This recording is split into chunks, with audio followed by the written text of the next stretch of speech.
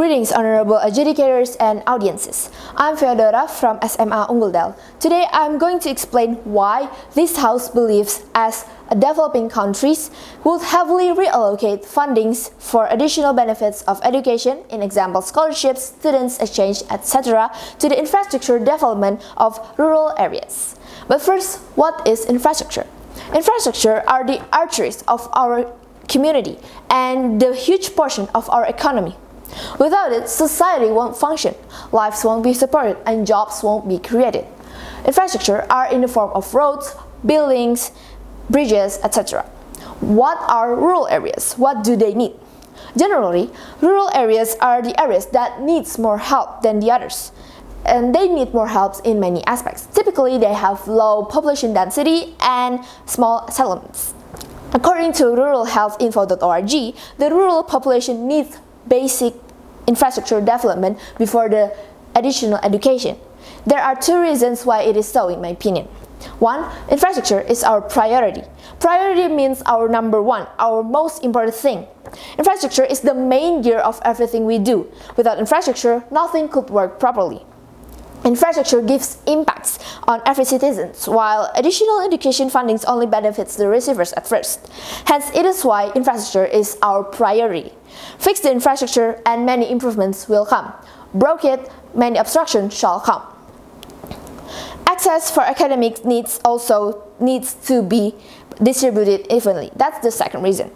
Based on the preamble of Indonesia's 1945 Constitution, Indonesia shall minimize the differences between areas and improvements in every place. Therefore, it's going to be easier to improve all areas onwards. If we only keep focusing on improving the city's education quality, huge quality differences could happen between cities and rural places.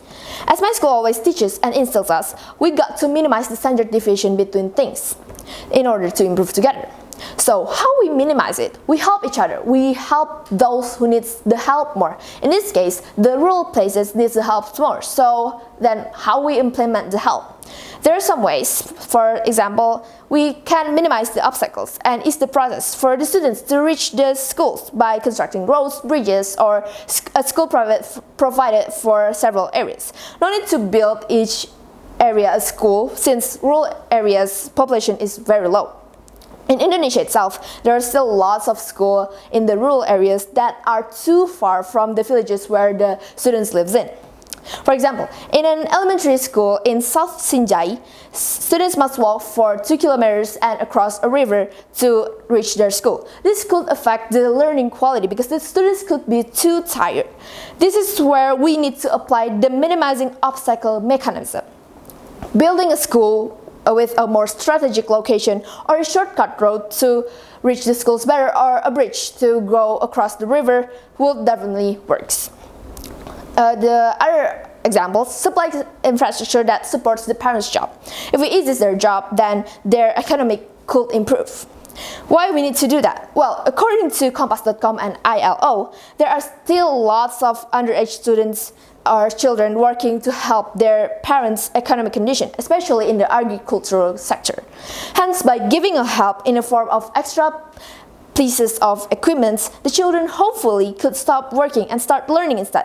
Constructing roads to support the distribution of foodstuff they sell would really appreciate it. In conclusion, by this motion, we got the momentum to prioritize helping rural places from the foundation, from the base, which is the infrastructure, and then after that, we could even give help in many more aspects, including education, from basic to additional, like scholarships and students exchanges. So we do it by one. That's it from me. Thank you.